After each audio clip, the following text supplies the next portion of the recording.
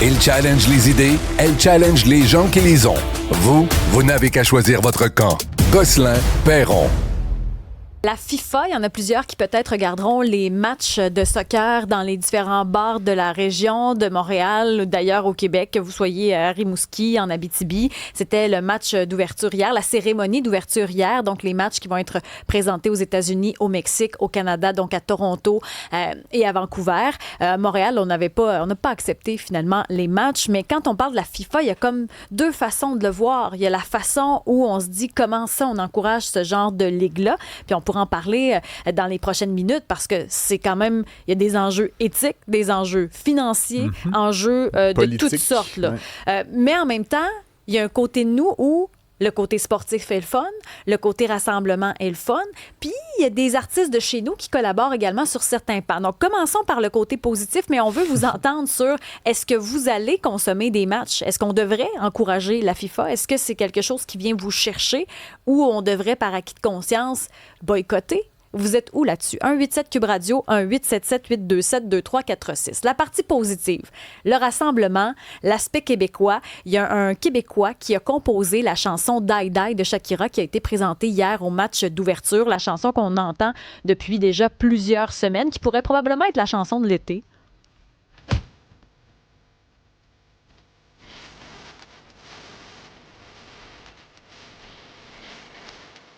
Même Francis a les baguettes en l'air. C'est rare que je te vois te déhancher de body. Déhanché sur la chaise. Mais bon, on se Ouais, déhanche mais comme on peut. t'es plus souple un petit peu qu'Alexandre Dubé. Alexander Castillo-Vaquez, c'est un Montréalais qui, avec le temps, est devenu ami avec Shakira. Il est derrière la Die Die qui nous reste en tête de nombreuses heures après l'écoute. Bienvenue à l'émission. Bonjour. Bon, Alexander, il faut dire que Die Die a été composé à Montréal, dans un sous-sol. Ouais, en fait, ça a été composé ici à Montréal, dans mon salon avec moi et ma soeur. Comment Shakira a appris l'existence de la chanson? Comment un jour Die Die s'est retrouvé à la Coupe du Monde? En fait, moi, ça fait comme 10 ans que je travaille avec Shaq. Et récemment, c'était un peu dans le radar que la Coupe s'en venait. Puis il était temps de se mettre créatif pour voir c'était quoi la prochaine chanson qu'elle allait faire. Puis en fait, cette idée-là que j'avais déjà faite avec ma sœur, on l'a repris et elle a vraiment aimé l'idée. Puis à partir de là, on l'a construit ensemble. C'est un rêve, j'imagine, qui se réalise d'être un artiste. Ça fait longtemps que tu roules ta bosse. Puis là, finalement, c'est mondial. Tout le monde entend cette chanson-là. Tout le monde l'écoute. C'est une des chansons thème, finalement, cette année. Ouais, c'est sûr que c'est toujours surprenant comment quelque chose aussi pur comme une histoire avec ta guitare puis créer une idée peut devenir quelque chose aussi grand. Quand on l'a fait, on n'avait pas pensé qu'on aimait l'idée, moi et ma part, mais on pensait pas que ça allait devenir si immense. Puis, on est vraiment contents. Nos collègues du Journal de Montréal vous ont contacté justement pour présenter cette histoire-là qui a fait le tour du web. Elle est comment, Shakira? C'est comment? Parce que vous l'appelez Shaq, là, donc visiblement, il y a une relation intime avec elle. Il l'appelle pas Chacha, mais Shaq, c'est déjà une étape. Elle est comment, Shakira? Ouais, non, super bien. Elle est très professionnelle. Elle travaille très dédiée à ce qu'elle fait. Chaque détail de la musique, de ses vidéos, de tout, elle est très... elle prend soin de chaque détail. Puis en personne aussi, on a déjà développé une belle amitié depuis 10 ans. Fait que en tant que personne, c'est une personne incroyable aussi. T'sais. Alexander, je voulais savoir, bon, évidemment, c'est la chanson, le tube là, qui accompagne la Coupe du Monde. Le tube qui accompagne la Coupe du Monde de soccer, hein, pour parler de soccer. Est-ce que, Alexander, est-ce que vous êtes vous-même fan de foot, de soccer? Est-ce que vous soutenez une équipe? Est-ce que ça vous enthousiasme? À part la partie musicale, là, qui est évidemment votre talent, est-ce que... Votre die-die. Est-ce que le soccer vous excite, finalement? Ouais, quand même. Genre, c'est sûr que je vais suivre les matchs de la Colombie. Ma mère est colombienne, donc c'est sûr qu'on va checker ça 100%. Alexander Castillo-Vaquez, merci beaucoup d'être passé à l'émission. On vous souhaite de bons matchs, bonne Coupe du Monde. Merci beaucoup. Bon, maintenant, Isa, c'est sûr que la Coupe du Monde, ça fait aussi beaucoup jaser. Il y a les matchs, on aime le sport, on aime le spectacle, on aime la musique. Mais derrière ça, il y a quand même une organisation, la FIFA. C'est compliqué, la FIFA, hein? C'est parce que, ce qu'il faut investir comme Canadien pour ces matchs-là, même si Montréal a refusé, les millions de dollars, il faut se plier au règlement de la FIFA.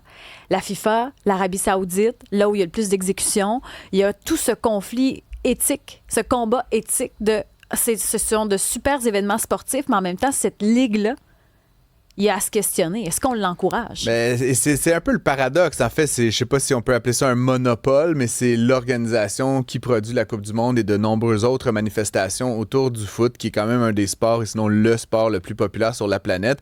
Et comme tu l'as très bien dit, une organisation qui n'a pas été particulièrement timide là, d'engager le dialogue, puis même parfois de légitimer des régimes, des partis politiques qui étaient, disons, sur la ligne, voire carrément de l'autre côté de la ligne, des droits de l'homme, des pratiques reconnues là, démocratiques, etc. C'est particulier parce que quand on parle de l'Arabie Saoudite détient le record du monde de condamnation à mort. Mais on se dit, on continue de faire des matchs, c'est pas grave, au nom du sport. Il y a quand même une question éthique à se poser. Et comme tu le disais, finalement, c'est aussi des coûts astronomiques pour les pays hôtes, pour les villes hôtes. C'est de l'argent qui est utilisé à même nos taxes, nos impôts, pour construire des stades, sécuriser des périmètres. Et ce qui est particulier, c'est qu'ensuite, tous les revenus sont versés à cette organisation privée. Donc, on prend l'investissement et le risque à même l'argent public et les bénéfices et les profits, eux, sont recentralisés. Il y a comme une asymétrie assez particulière. Et puis c'est curieux parce qu'on reçoit les matchs de la FIFA, mais c'est selon leurs règles, il faut se plier dessus. C'est nous qui donnons de l'argent. Je comprends, il y en a qui vont parler de retombées, puis on pourra en discuter, mais ils viennent chez nous, puis il faut s'adapter à leurs critères sans rien dire. Ça aussi, c'est particulier. Et donc, on voulait parler de tout ça avec peut-être un expert, sinon l'expert en la matière. Vous le connaissez, là, il a été pendant des décennies journaliste sportif chez Radio-Canada. Je crois comprendre qu'il est à la retraite maintenant, mais il continue d'écrire. Il vient tout juste de publier un livre là, qui est sorti en mai dernier, « Le sport, une arme politique ». Il s'agit bien entendu de Robert Frozy qui est avec nous. Bonjour Robert. Bonjour à vous. Merci d'être avec nous aujourd'hui. Donc, dites-nous déjà, la FIFA, qu'est-ce qu'on doit penser de cette organisation-là? Vous l'avez pas mal résumé. En fait, c'est pas une organisation sportive, c'est une multinationale. Quand on engrange ne serait-ce que le chiffre record de cette Coupe du Monde 2026, on parle de presque un peu plus de 10 milliards de dollars qui vont rentrer dans les caisses de la FIFA.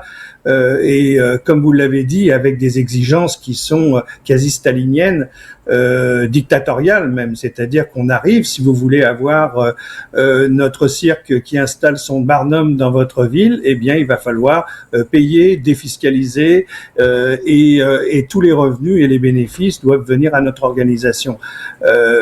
On verra peut-être dans 5-10 ans quelles sont réellement les retombées économiques pour les villes qui les accueillent. Je suis un peu dubitatif, moi, sur le fait que on va s'enrichir avec ce type d'événements sportifs.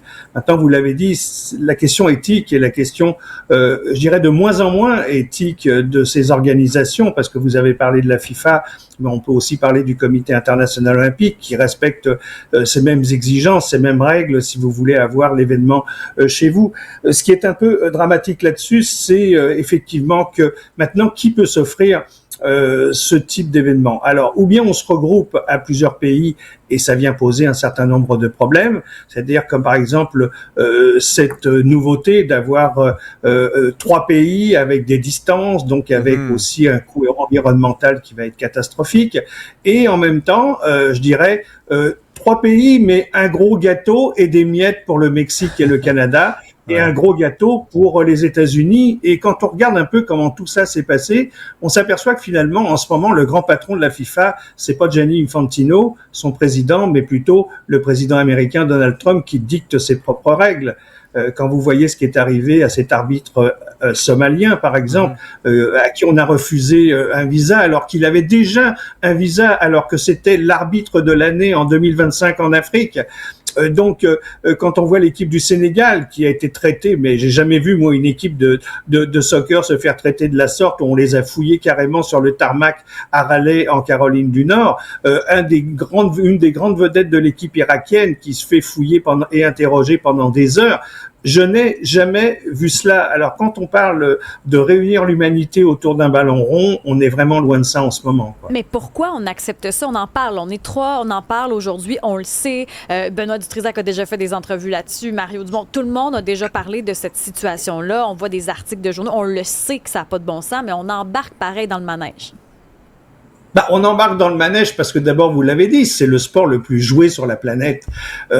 Qu'on soit au fin fond, je dirais, du Balouchistan ou du petit village africain, on tape dans un ballon. C'est universel. Là, on a la crème de tous les pays avec les meilleurs joueurs du monde, donc un spectacle absolument magnifique qui va être donné sur le terrain, en tout cas on l'espère. C'est comme si je vous disais, il fait très très chaud, mais vous n'avez pas le droit de manger des super glaces, par exemple. Non, vous allez dire, non, moi aussi j'ai le droit à tout ça, j'ai le droit à mon bonbon, etc. Alors c'est vrai que écoutez, une fois que le coup d'envoi est donné de toutes ces compétitions, que ça soit le Comité international olympique qui octroie ses droits à la Chine, par exemple, que ça soit le Qatar où on a vu des milliers de morts sur les chantiers de construction, que ça soit cet États-Unis intolérante et qui fait la chasse dans ses propres rues aux émigrés. Une fois que le coup d'envoi est donné, le spectacle commence, la fête commence, les acrobates sont là, les numéros de cirque sont là, et puis on regarde le spectacle, voilà.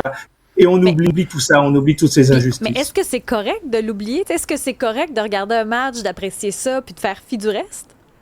Est-ce que c'est correct de voir, je sais pas, ramenons ça à la NFL et ses commotions cérébrales, ou plus récemment tous les problèmes de commotion, par exemple dans le hockey, où on se glorifie de voir des gens se bagarrer, alors que c'est le seul sport au monde, à ma connaissance, où on a le droit de se battre sans autorisation véritable. La boxe, c'est autre chose, mais là, c'est un spectacle. Regardez, ça fait combien de temps qu'on dit qu'on devrait éviter les mises en échec ou les bagarres, et pourtant, chaque fois qu'il y en a, on se glorifie, on tape dans nos mains et on se dit waouh, que le spectacle est magnifique, alors que ça apporte, je dirais, des modèles qui sont un peu disgracieux et même dangereux pour notre jeunesse. Donc oui, vous savez, j'aime pas cette expression, mais malheureusement elle est utilisée, de show must go on, le spectacle doit continuer à tout prix. On en oublie les morts, on en oublie, vous l'avez dit, l'Arabie Saoudite qui va avoir la Coupe du Monde en 2034 et qui est le pays qui a le record de condamnation à mort. Voilà, c'est le plus offrant aujourd'hui qui pourra s'offrir ce type d'événement. On parlait Robert, vous, dans votre livre, vous parlez évidemment de ce qui se passe là avec la FIFA actuellement, mais vous faites quand même remarquer que rien de tout ceci n'est vraiment nouveau. En fait, Mussolini avait utilisé le foot pour légitimer son régime. Hitler, je vais mériter un point Godwin, l'avait fait aussi. Vous référez à l'Argentine, qui sous le régime de Jorge Videla avait aussi utilisé encore une fois le foot. Je veux pas... Est-ce que ça doit nous rendre cyniques, tout ça? Est-ce que vous voyez comme une porte de sortie? Est-ce qu'il y a quelque chose que quelqu'un peut faire pour peut-être chercher à inverser la tendance, ou est-ce que c'est vraiment comme une fatalité de cet univers du football de continuer d'être une espèce de légitimant des régimes les plus sinistres de l'humanité? Je crois qu'il faut arrêter l'hypocrisie, tout simplement. Je crois qu'il faut retourner à la base, c'est-à-dire à l'éducation. Je crois que ce qui est important, c'est quel message on veut envoyer. Pourquoi demander au sport d'être le dernier gardien de nos valeurs sociétales, alors qu'en fait, c'est un microcosme de société. On retrouve les mêmes travers dans le sport qu'on les trouve dans notre société. Alors, si vous voulez changer quelque chose, pourquoi demander uniquement au sport? Changeons nos sociétés et nos mentalités. Est-ce qu'on doit continuer à encourager les raccourcis, par exemple? Aujourd'hui, on demande aux gens d'aller de plus en plus vite, de prendre le plus de raccourcis possible, donc de tricher, de ne plus respecter son voisin parce qu'il a une couleur différente ou parce qu'il a plus d'argent que vous. C'est peut-être ces valeurs-là auxquelles il faudrait revenir. Oh non, mais on règle le problème ici. Maintenant, on fait des matchs de soccer silencieux à Laval. C'est ça qu'on fait pour régler le problème. Non, mais blague à part, est-ce que Montréal, il y a un engouement? Je sais que les matchs, on a refusé de les présenter ici, mais quand même, le Canada est impliqué. Il y a des Québécois de toutes sortes de façons aussi là-dedans. Il y aura les matchs à Toronto, à Vancouver. Est-ce qu'à Montréal, on sent cet engouement-là? On le sent partout. Vous savez, ce qui est formidable particulièrement dans la Coupe du Monde, contrairement aux Jeux Olympiques par exemple, c'est que toutes ces communautés se réveillent, vivent, sont fiers, toutes ces communautés culturelles qu'on retrouve, ou non d'ailleurs, sélectionnées ou non avec une équipe nationale dans la Coupe du Monde. Donc on retrouve cette fierté, les gens vont écoutez, on va même découvrir des mets cuisinés parce qu'on n'avait pas, on avait peur de notre voisin parce qu'il venait d'un autre pays, etc. C'est ça aussi la Coupe du Monde. Vous parliez il faut voir les mauvais côtés, mais il faut regarder aussi les bons. Et les bons, c'est que effectivement, ça peut réunir les communautés et en revenir à des choses qui sont beaucoup plus humaines, quoi. Il y a des chiffres qui étaient avancés par rapport aux retombées. Là, je sais que c'est de la spéculation, mais on disait que ça pourrait engendrer des revenus de 5 milliards de dollars. Est-ce que c'est crédible comme statistique ou comme chiffre? Je sais pas. Est-ce que c'est crédible dans d'autres domaines de l'activité économique quand on parle de retombées? Il faut se poser la question, c'est qu'en fait, vous allez pouvoir répondre à cette question dans 5 ou 10 ans, pas aujourd'hui. Donc c'est facile aujourd'hui de capitaliser, je dirais politiquement, des fois sur des éventuelles ou hypothétiques retombées économiques. Et on s'aperçoit 10 ans après l'événement qu'on a des éléphants blancs ou que, regardez, le stade olympique de Montréal, on le paye encore. Robert Frozy, avant de vous quitter, quelles sont les probabilités que la France remporte la Coupe du Monde cette fois-ci? Pourquoi la France? Moi, écoutez, c'est mon équipe préférée, c'est l'Italie, et elle n'est pas là depuis 3 Coupes du Monde. Donc, il y a toute une génération qui a pas vu évoluer son équipe nationale. C'est quand même dramatique. Je sais pas, mais par contre, ce qui est intéressant, c'est que c'est la seule chose intéressante d'avoir élargi cette Coupe du Monde à 40 et quelques pays, c'est que maintenant on voit des petits pays comme le Cap-Vert ou comme Curaçao, et même le retour d'Haïti avec cette communauté incroyable qui va vibrer dans ces prochains jours. C'est cela qui est beau. Alors qui va gagner la Coupe du Monde? Je sais pas, je vous laisse décider. Peut-être l'Argentine, je sais pas, une nouvelle fois. Ben, en tout cas, pour avoir couvert une partie de l'Euro il y a quelques années, dans les pubs, ceux qui criaient les plus forts, c'est ceux qui supportaient la France. Mais les Français ont toujours crié plus fort, vous le savez. C'est un billet de sélection plateau Mont-Royalesque. Peut-être Robert Frozy, merci énormément d'avoir été avec nous. Je rappelle que vous êtes journaliste sportif et auteur de Le sport, une arme politique, sorti en mai 2026, donc tout frais. Vous pouvez le procurer dans toutes les bonnes librairies, évidemment. Et puis, on vous réinvitera peut-être, on en a pour 11 semaines, Isabelle et moi, donc pour commenter peut-être vers la fin le résultat de cette célèbre Coupe du Monde. Ça sera avec plaisir et je viendrai au Salon du Livre de Québec pour parler de mon livre aussi. Parfait, merci. Merci de l'invitation.